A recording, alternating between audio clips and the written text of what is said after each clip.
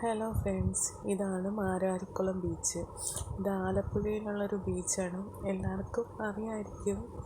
Family ആയിട്ടും ഫ്രണ്ട്സൊക്കെ ആയിട്ട് പോകാൻ നല്ല സ്ഥലമാണ്. വലിയ തിരക്കില്ലാത്തൊരു ബീച്ചാണ്.